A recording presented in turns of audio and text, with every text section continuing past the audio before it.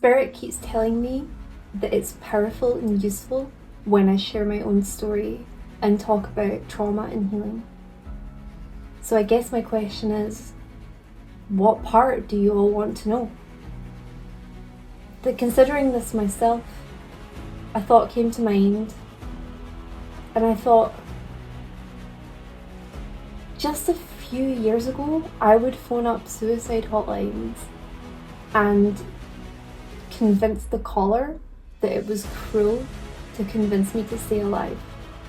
Because if I didn't have an exit strategy as an option to the unreal situations that I was living through, then how would I ever be able to cope?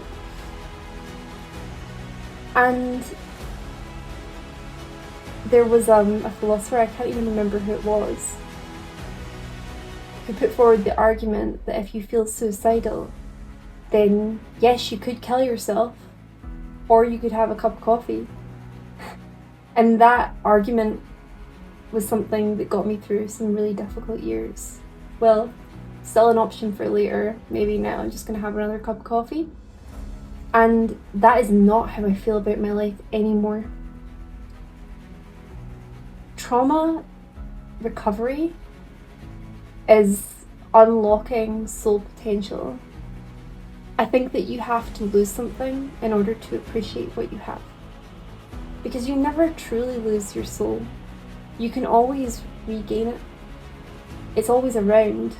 You can integrate it again. It's hard work, but it's that effort and energy that completely changes your perspective on this beautiful life that we all have the opportunity to live. And no matter what you're going through, I can absolutely promise you that it gets better if you want it to, if you choose it to. And we have something called radical acceptance, but we also have something called radical responsibility to say, like, what's happening to me right now isn't my fault, but it's impacting me. Therefore, it's my responsibility to heal it. And that is from a societal perspective, or it's from a generational perspective. And that can feel pretty unfair. But here's the thing about falling into victimhood. If you want to choose to be a victim of your circumstances, of your life, of your trauma, you have every right to be there. And you get to live there for as long as you want to.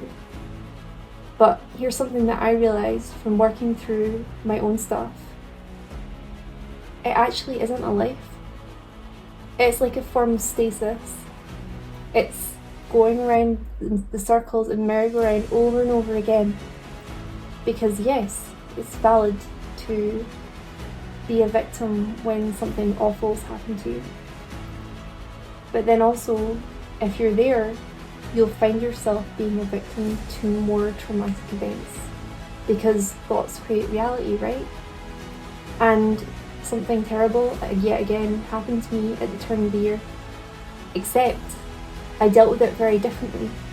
Because I was getting frustrated with looking around me to be like, I'm doing so much work on myself, and yet similar narratives and stories that have played out in my life before are happening again. Why is this? This isn't making any sense to me, because I devote so much of my time to trauma healing. So instead of moving into this story about my own victimhood, which was absolutely valid, I thought, what was it within me that attracted this experience? In what ways did I enable this experience to happen? And I understood that no one could ever betray me unless I first betray myself. And therefore, someone needs your consent to betray you. That's the truth. And even if you're not aware of the betrayal until later, there's energy. You have intuition that's giving you signs. It's telling you everything that you need to know. And as much as I have my connection with spirit, and it's such an honor and a privilege to help clients see that they also have connection to spirit because I'm delivering messages. I always say to clients, the reason why I'm able to do this is because these are your spirit guides. These are your supports. I've spoken to them for 15 minutes to an hour, but they live with you. And all of this guidance that they're giving you now towards your healing is something that they're always trying to tell you less explicitly. If you look for the signs, they are there. And in order to be in a situation where we're living the same story over and over again, we're telling the same story to ourselves. We're telling the same story to other people. So, this is difficult, but ask yourself, how can I change my own story? Even though I've had a really unfair hand in life. Because that's position of power. That's turning your trauma into the highest timeline that you've ever experienced. The most beautiful story that could have unfolded for you through your own choice, through your own thoughts, through your own actions, through your own self-trust and your own self-loyalty. Anyone can leave your life but yourself. It's true.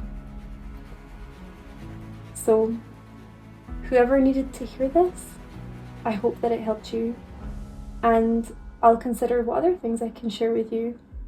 Take care.